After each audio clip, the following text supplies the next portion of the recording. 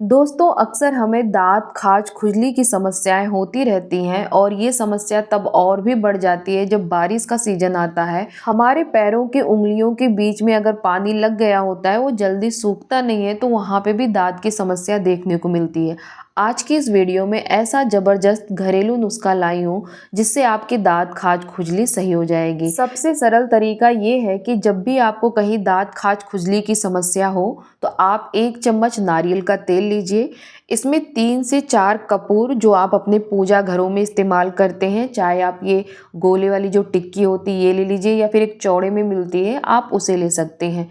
इसको आप मसल के इसी तेल में मिला लीजिए। जो कपूर होता है ना, ये बहुत अच्छा होता है हमारे स्किन प्रॉब्लम के लिए। आप सिर्फ इसे दाँत, खाज, खुजली में ही नहीं इस्तेमाल कर सकते। अगर आपके शरीर के किसी पार्ट पे अगर रेडनेस हो गई हो, इचिंग हो रही हो, कहीं छोटे-मोटे दाने निकल गए हों या फिर मच्छर ने काट लिया हो, कोई कीड़ा काट लिया हो जहाँ पे हल्की-फुल्की स्वेलिंग हो गई है, तब भी आप इस रेमेडी का यूज़ कर सकती हैं। बस नॉर्मल सा नारियल का तेल लेना, उसमें कपूर डाल के उसको अच्छे से मिक्स कर लीजिए। इसको तब तक मिक्स करिएगा जब तक कपूर पूरी अच्छी तरीके से नारियल के तेल में मिक्स ना हो जाए। वो 1 से 2 मिनट लेता है, लेकिन धीरे-धीरे करके जो व्हाइट कपूर आपको दिखता है वो पूरी अच्छी तरीके से इस नारियल के तेल में मिक्स हो जाएगा। सिर्फ आपको नारियल का तेल दिखेगा और कपूर की हल्की-हल्की स्मेल आएगी।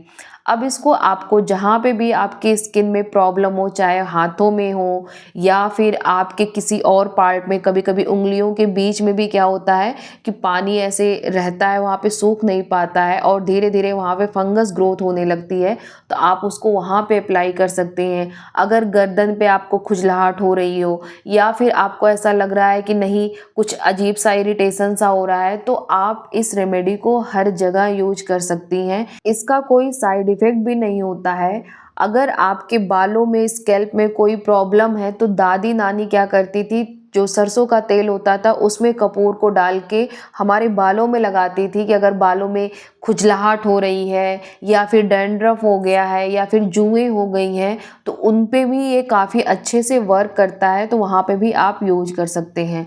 लेकिन अगर आपको लग रहा है कि नहीं थोड़ा-सा हमारा ये जो दाँत, खाज, खुजली है वो बढ़ रहा है, तो आप इस रेमेडी को फॉलो करिए। इसके लिए आपको एक करेला ले लेना है। करेला बहुत ही अच्छे से दाँत, खाज, खुजली को ख़त्म कर देता है। करेला हमारे हेल्थ बेनिफिट के लिए भी बहुत अच्छा होता है। शुगर कंट्रोल करने के लिए करेले का जूस पिया जाता है, हमारे इम्यून सिस्टम को स्ट्रॉन्ग करता है, हमारी बॉडी की जितनी टॉक्सिसिटी होती है वो बाहर निकालता है, लेकिन साथ ही साथ ये दाँत, खाज, खुजली को भी दूर कर सकता है। आपकी स्किन पे रेडनेस हो रही हो, फंगस ग्रोथ बढ़ रहा हो, तो आप वहाँ पे भी इसका यूज कर सकते हैं। आप छोटा करेला लीजिएगा, बड़ा लेने की कोई ज़रूरत नहीं है। इसको 2-3 पानी से अच्छे से धुलने के बाद कि कोई भी धूल के कण ना हो, इसको छोटे-छोटे पीस में हमें काट लेना है। काटने के बाद इसके जो अंदर की बीजें होती हैं ना, इसको आप निकाल लीजिए। इनका कोई काम नहीं होता है, क्योंकि हमें इसके जूस चाहिए।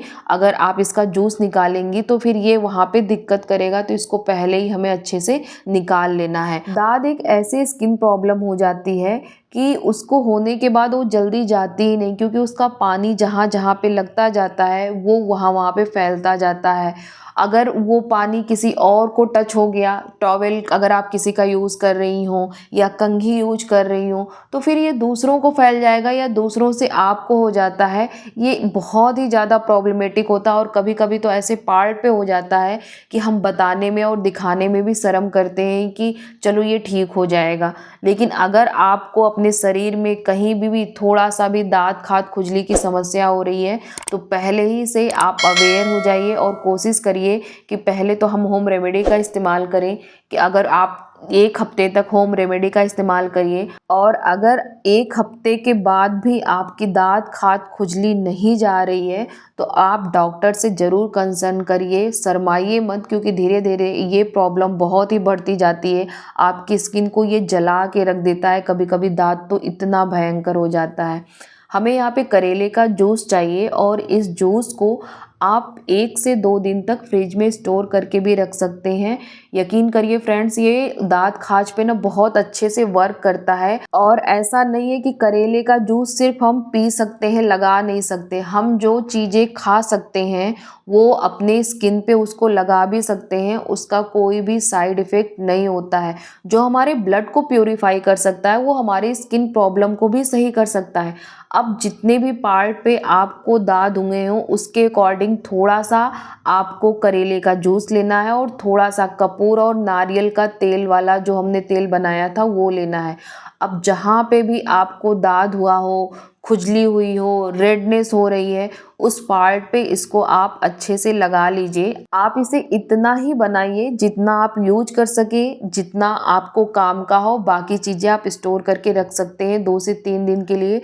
अक्सर बारिश के सीज़न में उँगलियों के बीच में हमारे धीरे-धीरे दाग हो जाते हैं, चाहे ये हाथों की उँगलियाँ हों, चाहे ये पैरों की उँगलियाँ हों, क्योंकि पानी लगातार लगता रहता है और वहाँ पे फंगस की ग्रोथ हो जाती है। पहले तो खुजलाहट होगी, फिर धीरे-धीरे देखने को मिलेगा कि वहाँ पे दाग होता जा रहा है। तो इस रेमेडी का प्रयोग करिएगा, आपको बहुत जल्द फ़ायदा मिलेगा। ऐसे ही वीडियो देखने के लिए वीडियो को लाइक और चैनल को सब्सक्राइब कर लीजिएगा।